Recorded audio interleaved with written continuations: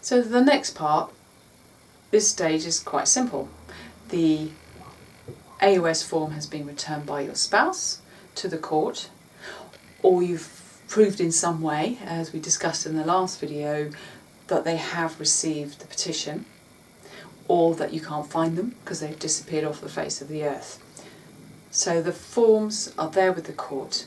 Now, in about 14 days' time, and if you're using a solicitor, your solicitor will receive a notification from the court that that's done and dusted, that part's done. Great, fantastic, you've done the first part of the admin hurdle. This divorce isn't just about ending a contract. That may be the administrative process. If you have got financial assets that need to be split, if you have children who need to grow up and be cared for by both parents, think of those as they're two separate areas. To do the financial side, you need to create an agreement, and that's an agreement which may not be as simple as filling out divorce forms and getting the actual admin side of the divorce done. So if you're in that situation, you can still completely self-manage this, but you do need to know who are the right people to talk to. And lawyers are not financial experts.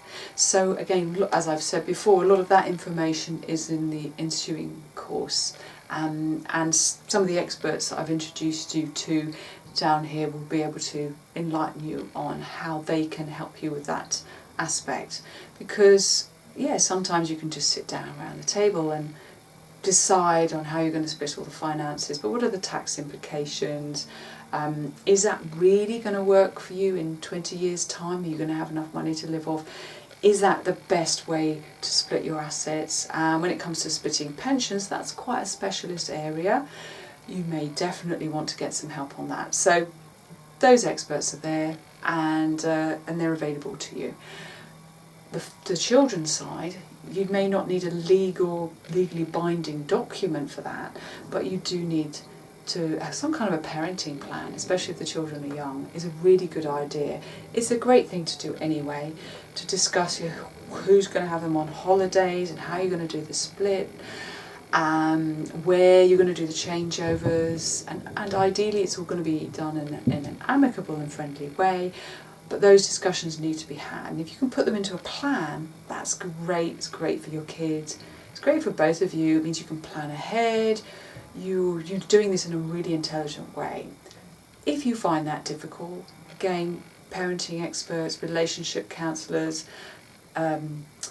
relationship coaches can help with this, and mediators, fantastic. Sit down with a mediator who's trained to help couples have those difficult emotional discussions.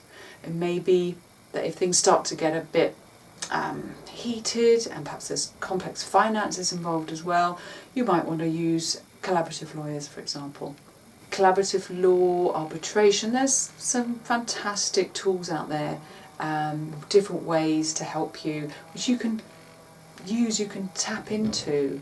You don't have to hand yourself over to any particular system of law. You're still in control, you're still managing this divorce. But if it isn't just a very, very simple admin process where there's really no money to split and no kids involved, you will need, in my opinion, to form some kind of a plan, for the financial plan for your whole future, and that will allow you then to look at what's going to be the fairest and most sustainable way to split those finances with your divorce.